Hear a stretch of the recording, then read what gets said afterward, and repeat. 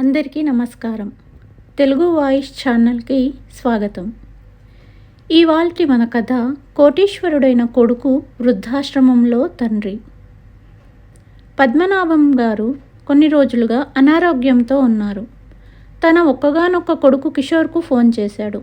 Hello Kishore, బాబు ఎలా ఉన్నావు? చాలా రోజులుగా నీకు ఫోన్ చేస్తున్నాను, నువ్వు ఫోన్ లిఫ్ట్ చేయటం లేదు.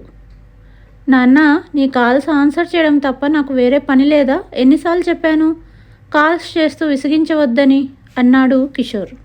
కొడుకు మాటలకు చిన్నబుచ్చుకుంటూ పద్మనాభం గారు, తెలుసు బాబు, కానీ నేనేం చేయాలి?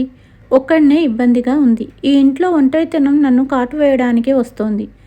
మరియు నా మోకాళ్ళ నొప్పులు నిరంతరం పెరుగుతూనే ఉన్నాయి. ఇప్పుడు నేను భరించలేను. దయచేసి కొద్ది రోజులు లీవ్ తీసుకుని నా దగ్గరకు వచ్చి మోకాళ్లకు వైద్యం చేయించు. నాన్న, ఈ పనికిమాలిన పనులకు నా వద్ద సమయం లేదు. మీరు వెళ్ళి డాక్టర్ని కలవండి అన్నాడు కిషోర్. తన కొడుకు మాటలు విని కోపంగా, పనికిరాని విషయాలా? జబ్బు పడిన మీ నాన్నకు వైద్యం చేయించడం, డాక్టర్ వద్దకు తీసుకెళ్లడం పనికిరానివని ఫీల్ అవుతున్నావా? కిషోర్, నువ్వు మర్చిపోయావనుకుంటా. నీవు చిన్నప్పుడు దగ్గినా తుమ్మినా నేను హాస్పిటల్కు పరుగు తీసేవాడిని. నీ కాళ్ళ మీద నిలబడేలా చదివించడానికి నా పొదుపు సొమ్ము అంతా ఊరిలో పెట్టుబడి పెట్టాను. ఆ డబ్బు కూడా తక్కువ పడిపోయింది. మీ అమ్మ మరియు నేను కోరికతో కొన్న నా ఇంటిని కూడా అమ్మేశాను. మరియు నేను అద్దె ఇంట్లో నివసించాను. అన్నింటికంటే నా పెన్షన్ ఇంటి అద్దెకు మాత్రమే సరిపోతుంది. కానీ నేను ఇప్పటి వరకు ఫిర్యాదు చేయలేదు నీకు. మాట్లాడుతున్నప్పుడు పద్మనాభం గారు ఆయాసపడుతూ ఏమీ మాట్లాడలేకపోయారు. ఈ విషయాలని నాన్నగారి నోటి నుంచి విన్న కిషోర్ ఒక్కసారిగా అగ్నిపర్వతంలోని మంటలాగా తండ్రిపై విరుచుకుపడ్డాడు. కొడుకు కోసం ఇల్లు అమ్ముకున్నావా?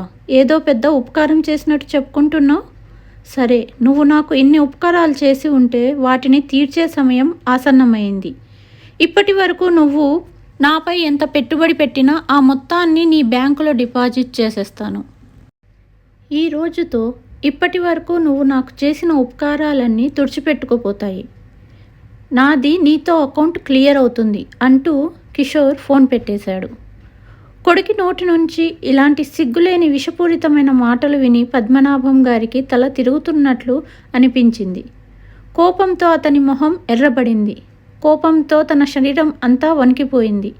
అతను గమనించేసరికి అతని కళ్ళల్లో నుంచి కన్నీళ్లు రాబోతున్నాయి. అతను తన దివంగత భార్య చిత్రం వైపు చూస్తూ ఆఖరి సమయాల్లో భార్య చెప్పిన ఒక వాక్యం గుర్తుకు వచ్చింది. భార్య, నాకు ఒక వాగ్దానం చెయ్యండి, ఎప్పుడు కూడా మీ కళ్ళల్లో నీళ్లు రానివ్వనని. ఈ వాక్యం గుర్తుకు వచ్చిన వెంటనే పద్మనాభం గారు అతని ముఖంలో నవ్వుతూ, లేదు కవిత, నీకోసం ఎప్పటికీ ఏడవను. నువ్వు ఎక్కడ ఉన్నా సంతోషంగా ఉండు. నేను ఇక్కడ చాలా సంతోషంగా ఉన్నాను మరియు చాలా బాగా జీవిస్తున్నాను. పద్మనాభం గారు రాయపూర్లో ప్రసిద్ధ మరియు అనుభవజ్ఞుడైన ఉపాధ్యాయుడు. జీవితంలో ఒడిదుడుకులతో ఆడుకున్నాడు. అతడు తన జీవితాన్ని చాలా కష్టపడి జీవించాడు. ఎన్నో కష్టనష్టాలను ఎదుర్కొంటూ నిజాయితీ గురువుగా ఉంటూ తన శిష్యులను సమాజంలో బాధ్యతాయుతమైన పౌరులుగా తీర్చిదిద్దడంపైనే ఆయన దృష్టి ఎప్పుడూ ఉండేది. కానీ చెప్తారు కదా, దీపం వెలుగు చూడలేదు అని.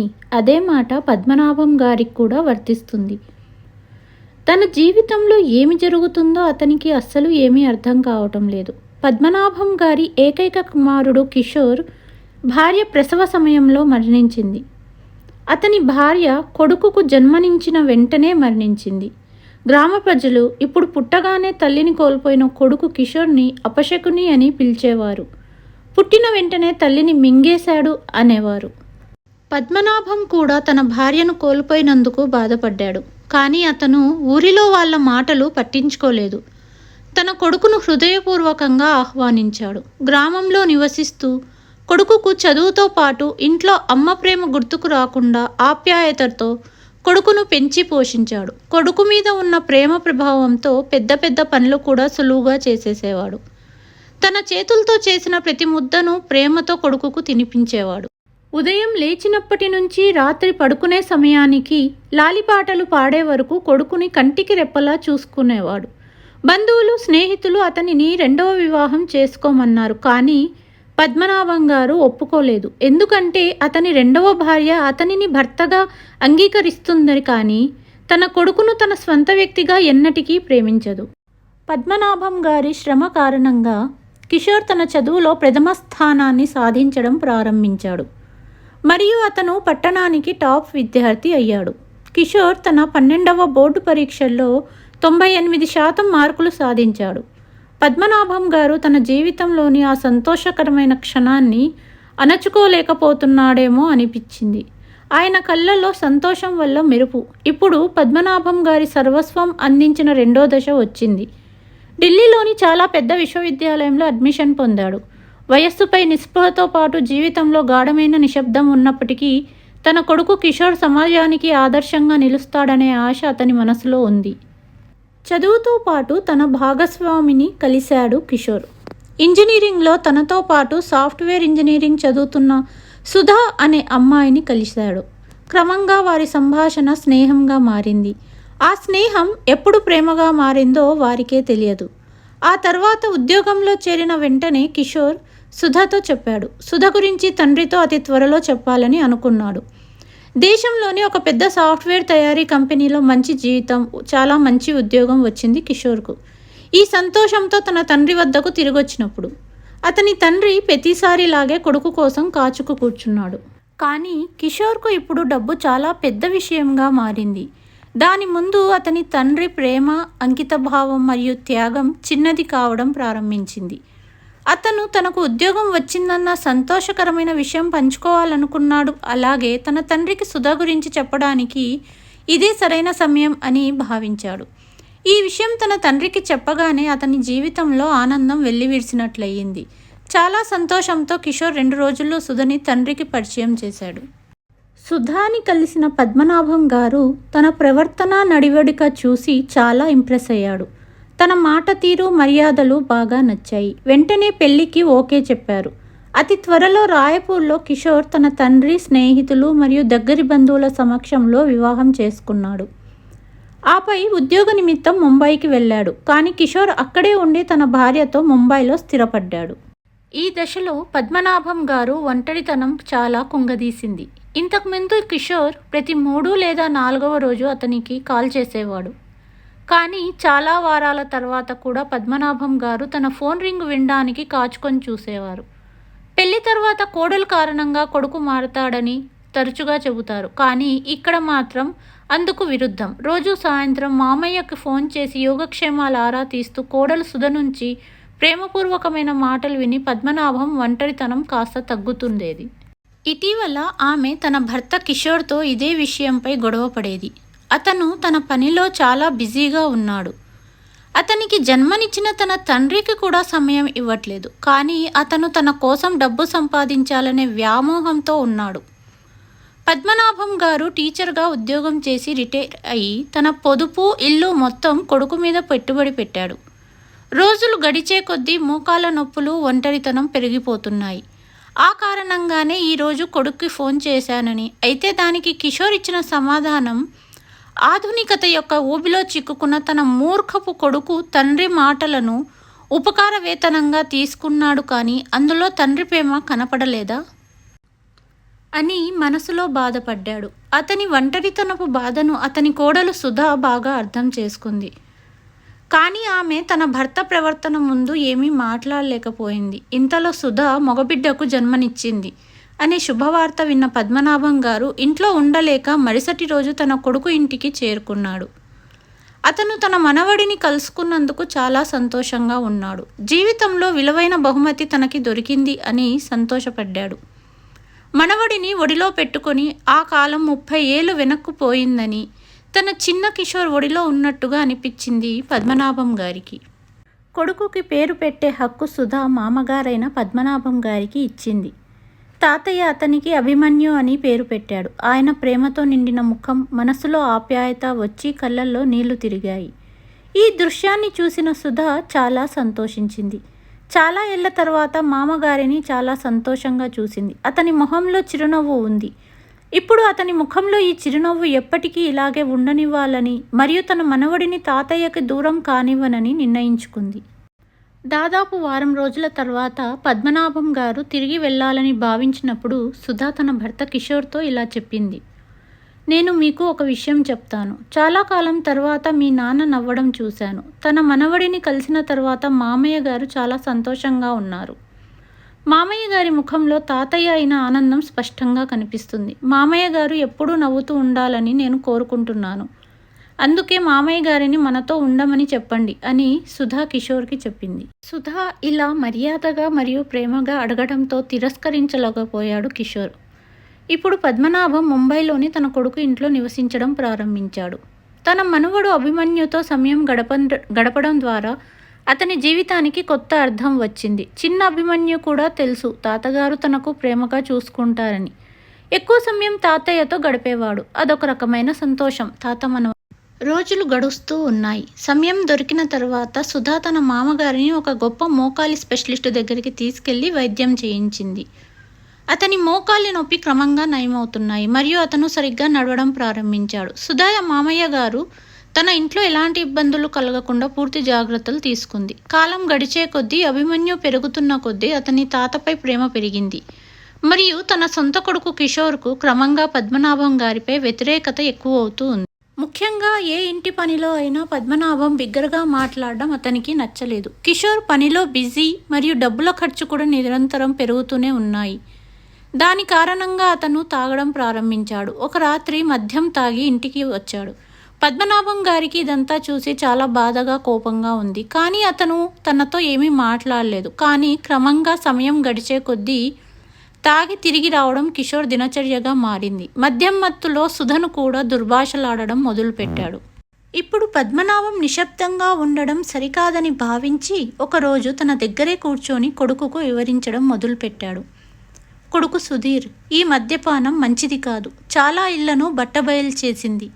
చాలా రోజులుగా నువ్వు రోజు తాగి ఇంటికి రావడం చూస్తూనే ఉన్నాను. నిన్న నువ్వు కోడలిని కూడా దూషించినప్పుడు లిమిట్ దాటావు. నీ జీవితం ఎటువైపు వెళ్తుందో నీకు తెలియకపోవచ్చు. నీ కుటుంబ జీవితం మరింత దిగజారక ముందే జాగ్రత్త పడాలి. డ్రగ్స్కు దూరంగా ఉండాలి. తండ్రి చాలా సాన్నిహిత్యంతో ప్రేమతో చెప్పాడు. కానీ కిషోర్కి తన తండ్రి మాటలు తనను వెక్కిరింపచేసేందుకే మరియు తన ఆవేదనను వ్యక్తం చేయడానికి మాత్రమే ఉద్దేశించినట్లుగా భావించాడు.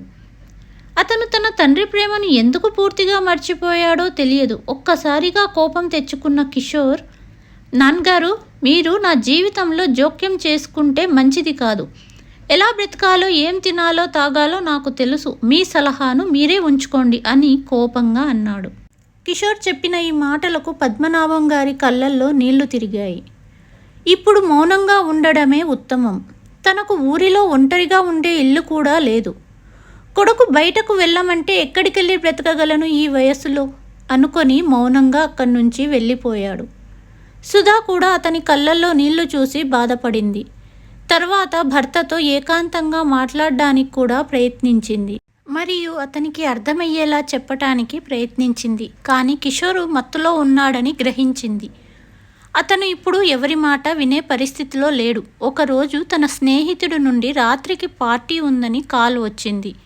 కిషోర్ ఆశ్చర్యంతో అడిగాడు, మీరు ఇంట్లో పార్టీ చేసుకోవడం ఏంటి? మీ నాన్న దీనికి అనుమతించడు కదా? మా నాన్న నన్ను స్వతంత్రంగా జీవించడానికి అనుమతించకపోవటంతో నేను మా నాన్నను వృద్ధాశ్రమంలో చేర్పించాను అని అతని స్నేహితుడు చెప్పాడు. తను వెళ్ళిపోయిన తర్వాత హాయిగా నా డబ్బులతో తాగుతున్నాను, తిరుగుతున్నాను అన్నాడు. కిషోర్ తన మిత్రుడి మాటలు విన్న తర్వాత తండ్రి సమక్షంలో అతనికి అసౌకర్యంగా ఉంది. ఇప్పుడు తను కూడా తన తండ్రిని వృద్ధాశ్రమంలో చేర్పించాలని మనసులో నిశ్చయించుకున్నాడు. సుధకి ఈ విషయం చెప్పాడు. కానీ సుధ దీనికి ఒప్పుకోలేదు. అతన్ని వృద్ధాశ్రమానికి పంపాలనే ఆలోచన ఆవిడకు నచ్చలేదు. అభిమన్యుకు అతని తాత అంటే చాలా ఇష్టం. ఇప్పుడు మామయ్య గారి ఆరోగ్యం బాగా ఉండట్లేదు. తనకు ఈ వయసులో విశ్రాంతి చాలా అవసరం. మామయ్య గారిని మన దగ్గరే ఉంచుకుని జాగ్రత్తగా చూసుకునే రోజుల్లో ఇలాంటి నిర్ణయాలు తీసుకుంటారేంటి అని ప్రశ్నించింది. కానీ కిషోర్ ఆమెతో ఏకీభవించలేదు. తన తండ్రిని వృద్ధాశ్రమానికి తీసుకెళ్లి చేర్పించేశాడు. అతను ఒక తాతని మనవడు నుండి మరియు తండ్రి సమానమైన కోడలు నుండి వేరు చేసి పద్మనాభం గారిని వృద్ధాశ్రమానికి తీసుకెళ్లి చేర్పించేశాడు. పద్మనాభం గారు వృద్ధాశ్రమానికి వెళ్లే సమయంలో అభిమన్యుకు 3 సంవత్సరాలు. తన తాత వృద్ధాశ్రమానికి వెళ్ళినప్పుడు అభి చాలా బాధపడ్డాడు. తాతగారితో గడిపిన సమయాలను మనసులో స్మరించుకుంటూనే ఉన్నాడు. తాత జ్ఞాపకాలు, తాతయ్య కన్నీళ్లతో ఇంటి గడప దాటిన క్షణాన్ని గుర్తు చేసుకుంటూ ఉండేవాడు. కానీ ఆ సమయంలో అతను చిన్న పిల్లవాడు, ఏమీ చేయలేని స్థితిలో, తండ్రిని ఎదిరించే స్థితిలో లేడు. క్రమంగా సమయం గడిచిపోయింది. ఈరోజు అభిమన్యుకి 16 సంవత్సరాలు వచ్చాయి. మరియు ప్రతి సంవత్సరంలాగే సుధా తన కొడుకును అతని పుట్టినరోజున తాతని కలవటానికి వృద్ధాశ్రమానికి తీసుకెళ్ళింది. మరియు అక్కడికి వెళ్ళి అభిమన్యు పుట్టినరోజును పద్మనాభం మరియు ఇతర పెద్దలతో కలిసి జరుపుకుంది. పద్మనాభం మరియు అతని మనవడు ఒకరికొకరు కలిసిన రోజున వారికి పండగే. చాలా సంతోషంగా ఉన్నారు. వారు పరస్పర స్నేహితుల్లాగా నవ్వుకుంటూ జోకులేసుకున్నారు. కానీ ఎప్పటిలాగే విడిపోతున్నప్పుడు ఇద్దరి కళ్ళలో నీళ్లు తిరిగాయి. పద్మనాభం గారు మనవడిని విడిచిపెట్టిన వెంటనే పరిమిత నిశ్శబ్దం మరోసారి పద్మనాభం గారి మనసులో వ్యాపించింది. మళ్ళీ నిర్జీవంగా అనిపించడం మొదలుపెట్టాడు. కానీ తను కష్టపడి పెంచిన మొక్క నేడు చెట్టుగా మారి తనకు వెన్నుపోటు పొడిచింది కాబట్టి ఏం చేయగలడు? ఇంటికి వచ్చాక అభిమన్యు మనసులో అనుకున్నాడు, తాతయ్య ఇప్పుడు చాలా బలహీనంగా మారాడు. తాతగారిని చూసుకోలేదన్న అపరాధ భావం అతనిలో నిండిపోయింది. చేసే పనికి ఫలితం అనుభవించాల్సి వస్తుందని ప్రాచీన సామెత గుర్తు చేసుకున్నాడు. కాలచక్రం మారిపోయి ఓ రోజు 16 ఏళ్ల వయసులో తాగి మత్తులో వచ్చాడు. చేతిలో ఒక బీరు బాటిల్తో సాయంత్రం పార్టీ నుండి ఇంటికి తిరిగి రాగానే ఒక్కసారిగా ఈ సంఘటన కిషోర్లోని తండ్రిని నిద్రలేపింది. మరియు ఒక సాధారణ భారతీయ తండ్రిలా తన కొడుకు అభిమన్యును అడిగాడు, నీకు మందు తాగే వయసుందా? నీకు సిగ్గు లేదా ఈ వయసులో తాగుతున్నావు? అని ఎదురుగా నిలబడి కిషోర్ కోపంగా అడిగేసరికి కొడుకు నుంచి 2 సమాధానాలు వచ్చాయి. అభిమన్యు చెప్పిన సమాధానం విని కిషోర్ని కుదిపేసింది. It's my life, my life my rules. ఇది నా జీవితం, నా జీవితం నా రూల్స్. నా జీవితం నన్ను జీవించనివ్వండి, నా దారిలో అడ్డు రాకండి. ఎప్పుడైనా నువ్వు తాతగారి మాట విన్నావా? మరి నేనెందుకు నీ మాట వినాలి? కిషోర్ కొడుకుని గట్టిగా కొట్టాడు. ఈరోజు కిషోర్కు తన సొంత దప్పిదాలు తనకు వేలెత్తి చూపుతున్నాయి. లోపలే తన తండ్రిని వదిలి వచ్చిన వృద్ధాశ్రమం ముందు ముందు తన కోసం కూడా వేచి ఉందని గ్రహించడం ప్రారంభించాడు. కొన్ని సంవత్సరాల తర్వాత అతను తన తండ్రి స్థానంలో ఉంటాడు అని అతని ముందు కనిపించడం ప్రారంభమైంది. తండ్రి చెప్పిన మంచి మాటలు మరియు బోధనలు, తాగుడు కారణంగా అతను ఎప్పుడూ ఈ విషయాన్ని పట్టించుకోలేదు. ఈరోజు తన స్వంత కొడుకు చేసిన పనులు అతనికి అన్నీ గుర్తు చేస్తున్నాయి. కిషోర్ షాక్ అయ్యాడు. మరోవైపు కోపంతో సుధా భర్తను చూస్తూ, నువ్వు ఏదైతే పటిక విత్తనం వేశావో నువ్వు మామిడిని ఊహించలేవు. నువ్వు ఏం చేశావో రేపు నీకు కూడా అదే వస్తుంది అన్న మాటలు వింటూ కిషోర్ ముందు అతని గతపు పేజీలు తెరుచుకోవడం ప్రారంభించాయి. చాలా డబ్బు సంపాదించాను, కానీ అతను సంపాదించలేకపోయాడు తన తండ్రి ప్రేమ మాత్రమే. తన కోసం జీవితంలో ప్రతిదీ అంకితం చేసిన తండ్రిని తన జీవితపు చివరి దశలో వృద్ధాశ్రమంలో గోడల మధ్య వదిలేశాడు. రాత్రి గడిచింది. అందరూ నిద్రపోయారు. కానీ కిషోర్ కళ్ళకు నిద్ర చాలా దూరం అయ్యింది. ఇప్పటి వరకు తను చేసిన పనిని తలుచుకుంటూ అతని కళ్ళల్లో నుంచి నీళ్లు కారుతున్నాయి. మరుసటి రోజు ఉదయం సుధా నిద్ర లేచి చూసేసరికి కిషోర్ స్నానం చేసి రెడీగా నిల్చుని ఉండడం చూసి ఆశ్చర్యపోయింది. అతను సుధా మరియు అతని కొడుకు అభిని కూడా రెడీ అయ్యి తనతో రమ్మని అడిగాడు. కానీ వాళ్ళు ఎక్కడికి వెళ్తారో చెప్పలేదు. కిషోర్ కారు ఆపిన తర్వాత సుధా మరియు అభి తమ కారు పార్కు చేసిన స్థలాన్ని చూసి ఆశ్చర్యపోయారు. పద్మనాభం ఉంటున్న వృద్ధాశ్రమం అది. కిషోర్ వేగంగా అడుగులు వేస్తూ ఆశ్రమం వైపు నడిచినప్పుడు ఎదురుగా ఒక వృద్ధుడు తడబడుతున్న అడుగులతో ప్రాంగణంలో నడుచుకుంటూ వస్తున్నాడు. చేతిలో ఒక కర్ర. అతన్ని చూస్తుంటే శరీరం అంతా ముడతలు పడి ఎముకలు బయటికి కనిపిస్తూ జీవోత్సవంలా ఉన్నాడు. తన తండ్రి గురించి అడుగుదామని కిషోర్ అతని వైపు వెళ్ళాడు. పద్మనాభం ఎక్కడ ఉన్నారండి అని అడిగాడు. కానీ వృద్ధుడు అతని వైపు తిరిగి చూడగానే కిషోర్ శరీరం అంతా చెమటలు పట్టాయి. ఎందుకంటే ఆ వృద్ధుడు మరెవరో కాదు, అతని తండ్రి పద్మనాభం గారు. వెంటనే అతని పాదాల వద్ద పడి, నాన్న, దయచేసి నన్ను క్షమించండి. ఇది చిన్న తప్పు కాదు. నేను పెద్ద నేరం చేశాను. ఈ నేరం క్షమించరానిదని నాకు తెలుసు. అయినా ఒక్క అవకాశం ఇవ్వండి. నా కారణంగా మీరు జీవితంలో మీ కష్టాలన్నీ అనుభవించారు. కానీ ఈ రోజు తర్వాత నేను నీ హృదయాన్ని ఎప్పటికీ గాయపరచను. వాగ్దానం చేస్తున్నాను. మీకు సేవ చేసే అవకాశం నాకు ఇవ్వండి అంటూ అతను వెక్కి వెక్కి ఏడవడం ప్రారంభించాడు. వణుకుతున్న చేతులతో పద్మనాభం అతన్ని ఎత్తి అతని కన్నీళ్లను తుడుస్తూ కౌగలించుకున్నాడు. మరోవైపు ఈ హృదయాన్ని హత్తుకునే దృశ్యాన్ని చూసి అభిమన్యు ఏడుస్తూ తన తల్లిని కౌగలించుకొని, తాతయ్యను తీసుకురావడానికి నాన్నకు గుణపాఠం చెప్పాలనే ఆలోచన మీరు ఆ రోజు నాకు ఇవ్వకపోతే ఈరోజు ఇవన్నీ సాధ్యమయ్యేవి కావు. నిన్ను చూసి గర్వపడుతున్నాను. అసలు అభిమన్యు రాత్రి మద్యం సేవించి రానే లేదు. అదంతా సుధా మరియు ఆమె కొడుకు అభిమన్యు బాగా ఆలోచించి చేసిన నాటకం కారణంగా ఈరోజు కిషోర్ను సరైన మార్గంలో ఉంచింది. కోడలు కావాలంటే తన కుటుంబాన్ని తన ప్రేమతో తెగిపోయిన దారాన్ని కూడా ముత్యాల హారంగా మార్చగలదని సుధా నిరూపించింది. ఈ కథ ద్వారా చిన్న సందేశం ఏంటంటే, తల్లిదండ్రులు చిన్నతనంలో పిల్లల్ని యువరాజుల్లా పెంచుతారు. అందుకే వారిని వృద్ధాప్యంలో రాజుల్లా ఉంచడం మన కర్తవ్యం. ఈ కథ కనుక మీకు నచ్చినట్లయితే please like and subscribe my channel. Telugu వాయిస్లోని కథలన్నీ సొంతంగా రచించబడినవే. ఎవరిని ఉద్దేశించినది కాదు అండ్ ఎవరిని కాపీ కూడా చేయబడదు. ధన్యవాదములు.